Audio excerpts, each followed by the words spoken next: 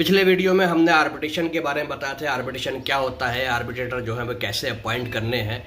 इस वीडियो में हम आपको बताएंगे कि स्टेप बाय स्टेप आर्बिट्रेशन को कैसे स्टार्ट करना है, आर्बिट्रेशन की क्या प्रीकंडीशन हो सकती हैं, तो वो किस तरह से आपको फॉलो करनी है। क्योंकि अगर आप प्रोसीजर को फॉलो नहीं करते हैं तो आर्बिट्रेशन जो है आपका उसमें बहुत बड़ा नुकसान हो सकता है। आपका आर्बिट्रेशन का अवार्ड अगर पास हो गया बाद में तो सेट असाइड भी हो सकता है। तो देखिए, अगर आपका आर्बिट्रेशन स्टार्ट करने का प्लान है, अगर डिस्प्यूट सेटल नहीं हो रहा है, तो सबसे पहले करना क्या है कि आपको जो कॉन्ट्रैक्ट है, जो एग्रीमेंट है आपका, उसका जो आर्बिट्रेशन क्लॉज है उसको आप थोरोली पढ़िए।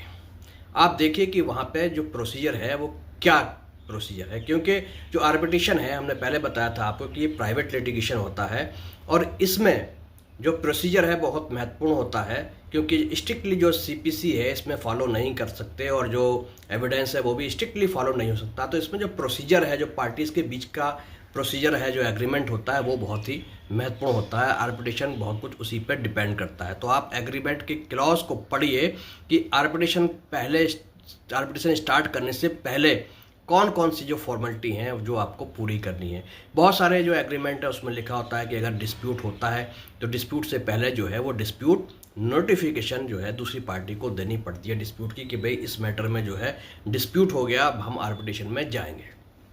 अब इसके अलावा क्या होता है कि वहाँ पे मीडिएशन का भी कहीं प्रोविज़न होता है, कहीं डीआरबी का होता है, कहीं डैप का होता है। डिस्प्यूट रिजोल्यूशन बोर्ड डीआरबी या एडजुडिकेशन अथॉरिटी होती है, या फिर जो है आप कंसिलेशन मीडिएशन का भी कई जगह लिख देते हैं कि भाई आर्बिट्रेशन से पहले जो है हम इस मैटर को ट्राई करेंगे वो डीआरबी में सेटल करने की, या फिर जो है मीडिएशन के थ्रू या कंसिलेशन के थ्रू। तो अगर ये प्रोसीजर लिखे हुए हैं एग्रीमेंट में तो आर्बिट्रेशन मूव करने से पहले, यानी आर्बिट्रेशन इनिशिएट करने से पहले, आप पहले उन रेमेडीज़ को एग्जॉस्ट करें।